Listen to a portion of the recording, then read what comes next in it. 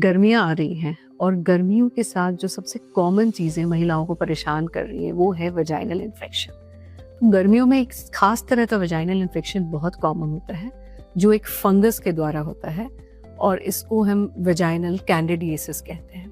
और इसके जो लक्षण होते हैं बहुत ही सिंपल होते हैं, जैसे इसमें बहुत ज़्यादा इचिंग होगी, इसमें डिस्चार्ज होता है, बहुत ही टिपिकल डिस्चार्ज होता है जो थिन नहीं होता, ये कर्ड की तरह होता है, कर्डी वाइट डिस्चार्ज। और इचिंग इतनी इंट्रैक्टेबल होती है कि कई बार वो बाहर के हिस्से में भी इचिंग और रेडनेस हो जाता है और इचिंग की वजह से वो स्क्रैच भी कर लेती हैं तो ब्लीडिंग भी होने लगती है उनको बाहर के हिस्सों में।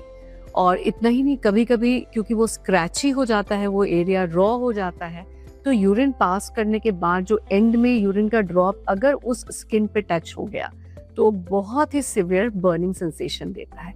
और इन सब की वजह से उनकी सेक्सुअल लाइफ भी बहुत ज़्यादा अफेक्टेड होती है बिकॉज वजाइनल इन्फेक्शन होता है और नॉर्मल इंटरकोर्स उनके लिए बहुत पेनफुल हो जाता है।